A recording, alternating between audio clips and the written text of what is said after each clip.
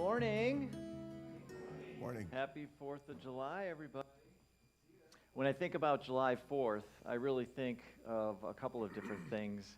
Again, I mentioned earlier this idea of freedom, this idea of independence. And when I was preparing for the talk, I really, in my mind, I kept going back and forth between this idea of the origins of this country, which I'm a huge fan of, and the spiritual side, or our spiritual freedom. And so today, I'm going to share with you a little bit about each because to me, they're so incredibly important. So some of you may know this, some may not, that I'm kind of a history buff. I love it. I absolutely love the history and everything our founding fathers went through for this country. I have deep respect for them, deep, and also for the people over time who fought for that freedom ever since. My father fought in World War II. My brother was a part of the first Iran conflicts. He was involved with that. And I've always felt a tremendous amount of gratitude for those who have served our country as well. And as I think about that, I think about since I was a small child, I was actually informed that I am a direct descendant of somebody who signed the Declaration of Independence. And so I am actually a descendant of somebody by the name of Josiah Bartlett. My mother's maiden name is Bartlett. And for those of you who don't know, Josiah Bartlett was an American physician, patriot, and politician who played a very significant role in the early days of the United States. So he was born in New Hampshire, and he became a very respected physician in his time, practicing medicine while actively supporting the movement, this whole grand experiment, as it was called back in the day, to achieve our independence from Britain. He served as a delegate to the Continental Congress and was one of the signers of the Declaration of Independence. He later became the first governor of New Hampshire and held various political positions throughout his career. And I think about that, and I think about my dad, and I think about my brother, and it just it explains to me, why have I always had this interest in history and going back and reading stuff on my own? This isn't something I did in college, it was just something I did on my own. And so therefore, when I think about the 4th of July, it always comes back up for me, right? So all of that history, learning that stuff, always comes back for me. So the 4th of July, it symbolizes the idea of the birth of this nation, a nation that was conceived in the hearts and minds of men who came from a place where they were being oppressed, because they came from a place where there was no freedom of religion. In other words, you couldn't do what we were doing here back then. You get in trouble, in some cases thrown in jail, in some places killed. There was no freedom of speech, or many of the other freedoms that we have today did not exist. And so they stood there and they said, hey, wait a minute, we need to do something about that. So over time, as we came over here, there was actually a total of, for those of you that don't know, 56 signers who adopted the Declaration of Independence. And by signing that document, they basically were committing an act of treason, for those who didn't know, against the Crown of England, which at the time was King George III, who wasn't a very nice guy at all. So, when we think about the Founding Fathers, we think of the famous names. We think about Franklin, we think about Jefferson, we think about Adams and Hancock. But you got to remember, there was over 50 other people that we don't hear very much about. And some other things about signing of the Declaration of Independence, which is interesting, is there's some pretty big names that weren't even there. So, for example, George Washington was not there. Alexander Hamilton was not there. Patrick Henry was not there. They were not there, even though when we think about the history of this country, you would have thought, well, certainly they would have been there. Not the case. A couple other little facts about the people that were there. Benjamin Franklin was the oldest one that was there. He was 81 years old when he signed the Declaration of Independence. 18 were under the age of 40. 3 of them were in their 20s. Imagine that. Of the 56, almost half, 24 were judges and lawyers. 11 were merchants. 9 were landowners and farmers.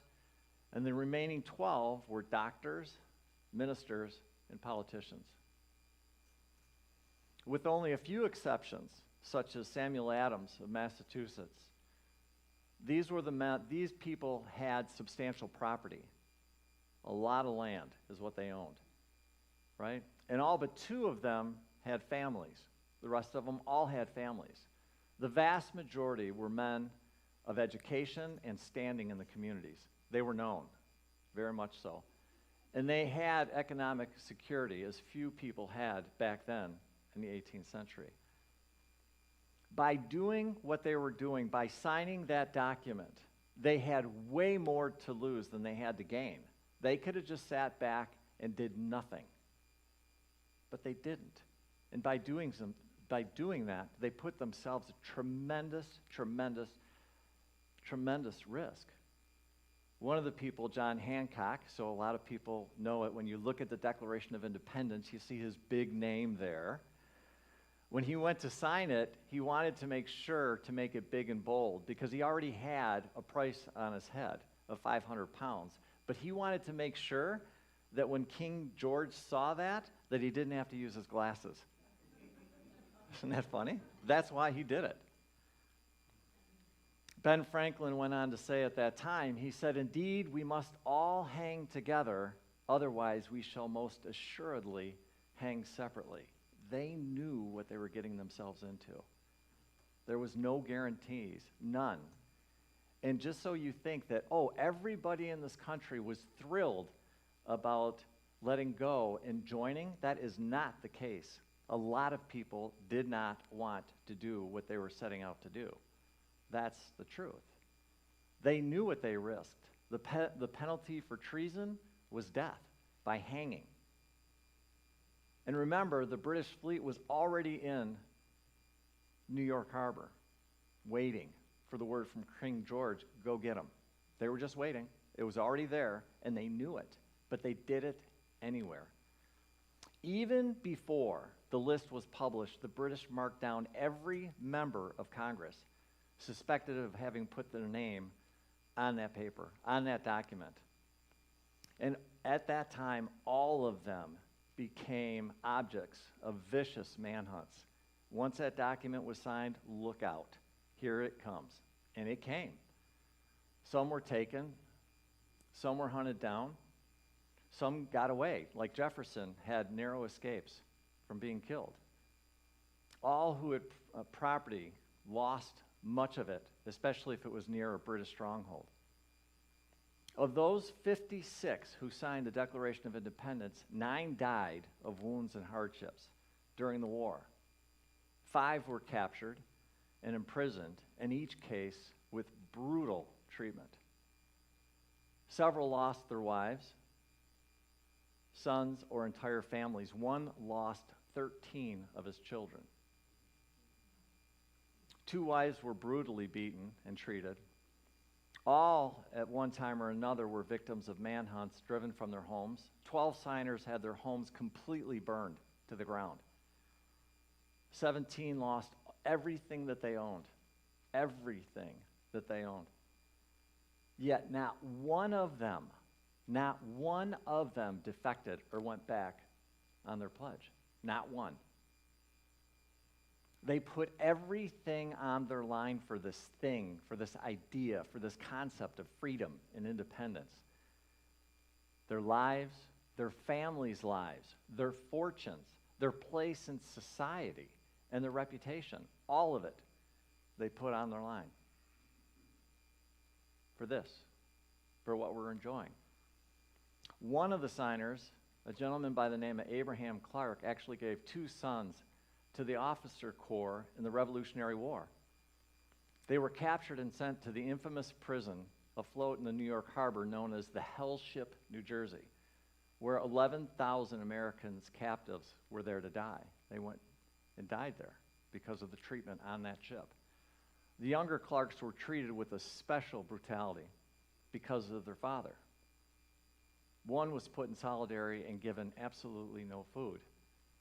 And with the end almost in sight, with the war almost won, no one could have blamed Abraham Clark for agreeing to the British request when they offered him his son's lives if he would recant and come out for the king and the parliament. The utter despair in the man's heart when given this decision, the anguish in his soul, should be remembered, even now, when he simply said no. That's what these signers did. These 56 signers of the Declaration of Independence proved by their every deed that they made no idle boast when they composed one of the most magnificent lines in American history when they said and they signed, "And for the support of this declaration, with a firm reliance on the protection of divine providence, we mutually pledge to each other our lives, our fortunes, and our sacred honor." These fathers, our founding fathers of the United States, held a diverse range of beliefs. They didn't agree on everything. But when it came to God and religion, they felt it was important. While some were devout Christians, others leaned towards deism, a philosophical position that acknowledged a supreme being but rejected specific religion doctrines. So in other words, all of them had a belief in a higher power. They believed their collective views on God had a significant influence on the formation of the nation. I don't know how many of you know this, but Thomas Jefferson actually wrote a Bible. It's called the Jefferson Bible. And what it is, it's basically you take the New Testament and you take out all of the miracles.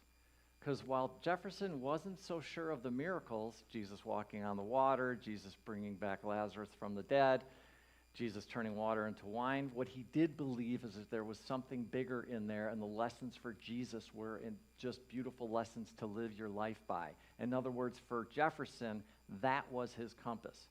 He just didn't want all of the hokey pokey or the woo-woo.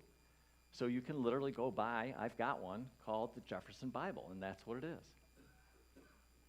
He, as well as many others, such as Washington and Adams, acknowledged the existence of a higher power and recognized the importance of religion in fostering morality and the virtue among the people. They believed that a strong moral foundation derived from a religious principles was crucial for maintaining a just and prosperous society. While drafting the Declaration of Independence, Jefferson was influenced by such ideas when he wrote the famous lines, "We hold these truths to be self-evident, that all men and women are created equal, that they are endowed by their Creator with certain unalienable rights." This reflects the founders' conviction that individual rights and liberties are granted by a divine authority and not by man. Furthermore, the references to God can be seen throughout official documents of the time, such as the Constitution and the state constitutions.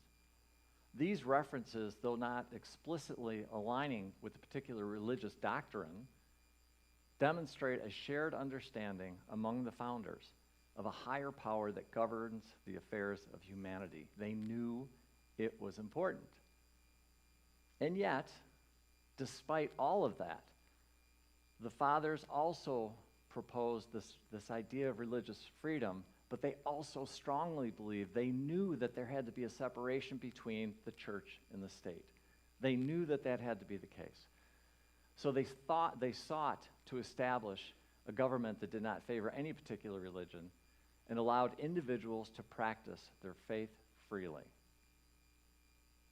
So it was this commitment to this religious liberty that's enshrined in the First Amendment and the Constitution, which prohibits the establishment of a state religion and guarantees the right to worship according to your own consciousness. These men were not infallible. They were humans. They made mistakes. Certainly, you can read all about them. just like this country is not infallible. It has not been a perfect journey. We have made mistakes. And yet, we have received the gift of freedom, so that many that have risked their own lives, fortunes, and families, so that you and I can come here together and have this talk without being persecuted, thrown in jail, or killed. That's what these people believed. That's what they did. And that is one of the reasons why I'm so incredibly grateful. And hopefully, maybe, there was a word or two in that whole thing. Maybe you learned something about our founding fathers. They were incredible, incredible people. Now, speaking of freedom and independence, let's take a minute and talk about your spiritual freedom, because that's important as well, right? Yeah. So how about this thing called unity? What about it? Think about what happened, when it happened, what was going on in the country. It was in the late 1800s. World War II was just finishing. This country was anything but settled. Not at all. We think that, oh, well, everything was put together, everything was going great. It wasn't. It was still in turmoil. There was still a lot of stuff going on. It was very unsettled. And yet, here come Charles and Myrtle showing up, and all of a sudden have this realization, this experience of all of a sudden realizing, wow, you mean I'm just got these limited beliefs, and because of what I'm telling myself, my body, in this case Myrtle, basically realizes that she can heal herself, and she does, and then all of a sudden she realized, holy cow, if I can do that, what else can we do? And they create this amazing movement called unity, and with the heart of it, at the heart of unity, is simply this idea that you and God are one.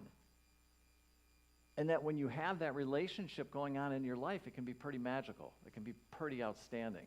You can do some amazing things, and that is exactly what they did. Throughout its history, unity has been committed to promoting spiritual ideas, personal development and growth. It's encouraged individuals to embrace their divinity. What a concept. To not ignore it, but to actually say that you are it. You are divine. And to hold it boldly, to speak it boldly, to live it boldly, like no place else. Nothing has done it. The freedom that comes from that understanding in and of itself is such a tremendous gift to us. And yet at the time, they were called a cult. They were called all kinds of nasty things because of the times. That's what was going on. I can remember way back when my mom walked in the door and she started saying, yeah, Mike, Unity doesn't believe in hell or the devil. And I was like, what? That can't be true. But oh my God, the freedom. When I finally understood that this amazing relationship with this thing that I called God, that I didn't really understand yet fully, but I just felt in my heart that how can this loving thing called God be so nasty and mean, and not like me because of something I may or may not do? It just never made sense with me. It never resonated with me. And yet, because of my background, my growing up, I did believe that I was born in original sin. I did believe that I was a sinner. And yet when I heard that, there's no such thing as hell or the devil. The truth is they're just states of mind that we create on our own. Whew.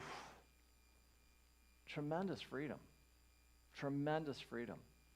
And that's the thing for me that brings unity alive. Unity is not afraid to let you ask questions and challenge different understandings and different beliefs. In fact, I encourage it. You all know that when you come here and hear me talk. Challenge your beliefs, challenge your understandings, challenge the boxes, what I call the boxes that you grew up in, and see what's there for you. And listen to what's in your heart and your soul. Use your own discernment. And see what feels right and good to you. Your soul will lead you where you need to go. And it's going to look a little bit different for you than it does for me.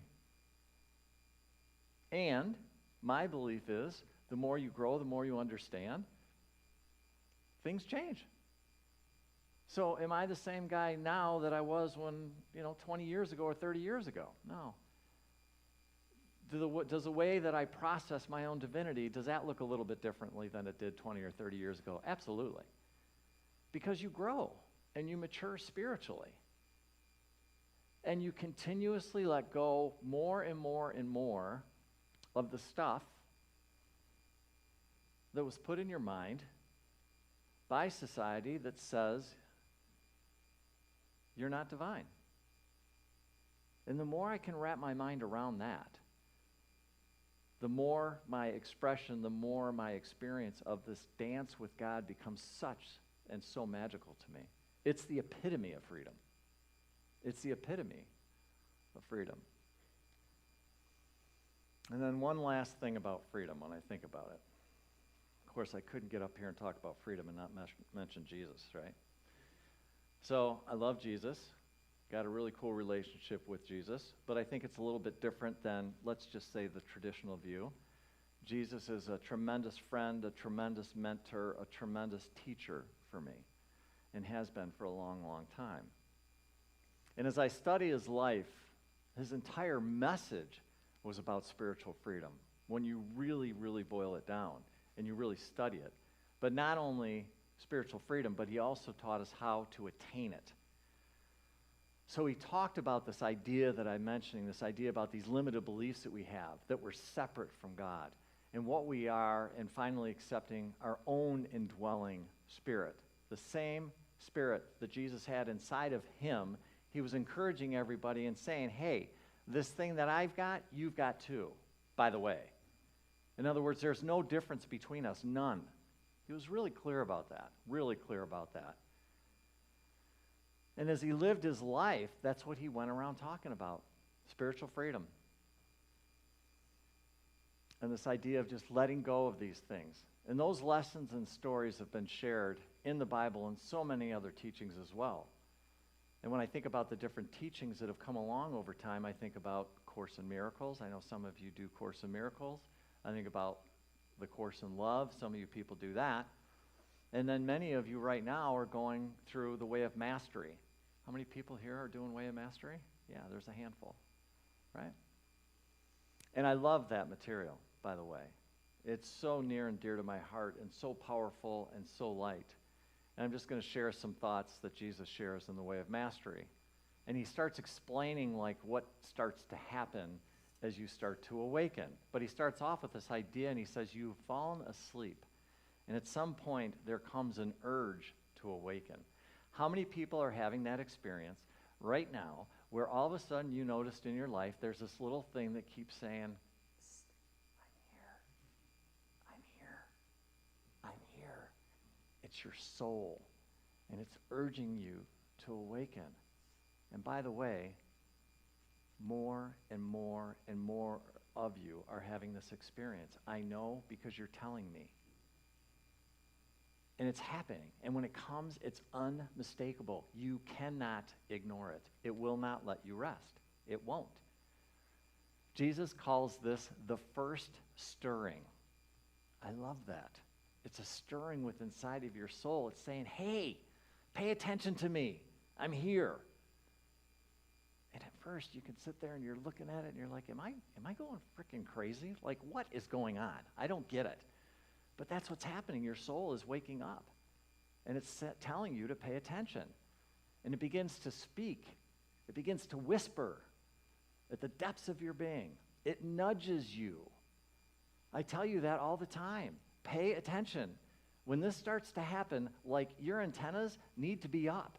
Pay attention because your spirit is telling you, it's guiding you, it's directing. It happens all the time. Make that phone call. Listen to this song.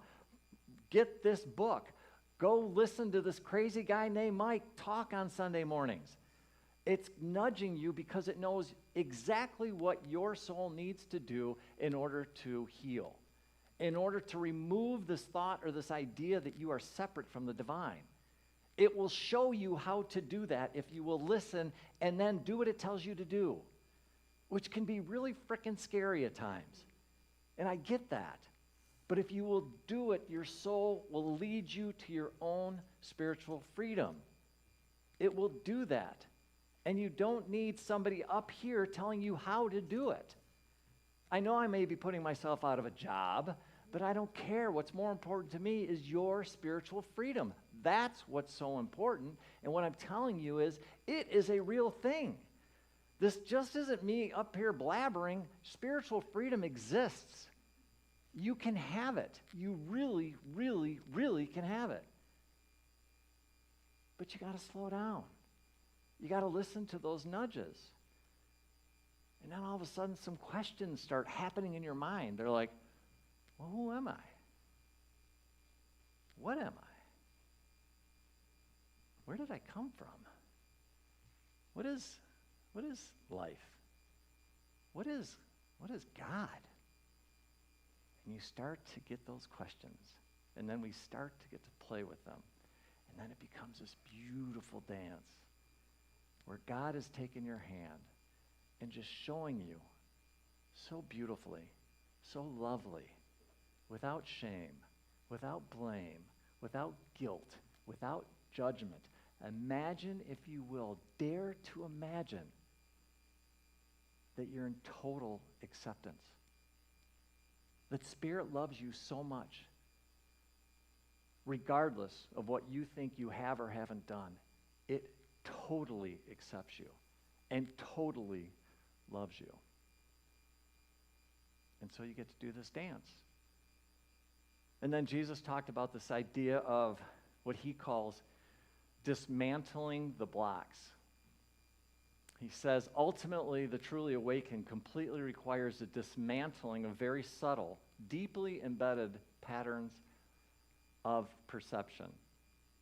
He says the slate must be wiped clean so that all that remains is the reality and the freedom of spirit. And you say, perceptions? What perceptions? Oh, how about like you're separate from God and each other? How about this false perception about that you're human and you're not divine? How about this perception that you're not worthy to receive all of God's love and blessings? How about this idea or thought that you're a victim and not a powerful creator? How about this thought that you can't create your own reality? Just to name a few. There may be one or two other ones out there, not sure, but you might want to take a look at some of those perceptions, right? Jesus goes on to say, yeah, but it requires vigilance. It requires that you begin to question. You begin to observe. You begin to feel. You begin to think more deeply. So in other words, wait a minute, I got to participate in this process? Yes. Yes, you got to participate in it. He goes on to say, you begin to engage in some form of spiritual practice. You begin to become more self-observant rather than focus on everything outside of yourself. How easy when we decide and we look outside of ourselves and we start blaming everything that's outside of ourselves. Isn't that easy? It makes it so simple.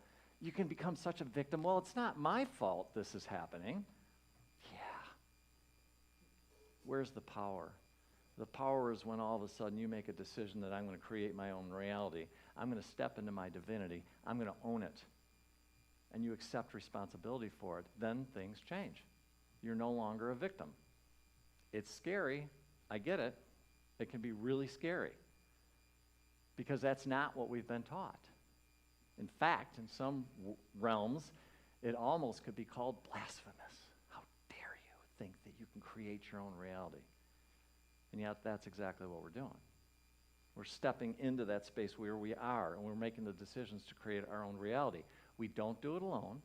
We do it with Spirit. We do it with God. But we do step in and take on more responsibility. We get out of this idea of being a victim. Enough of the victim.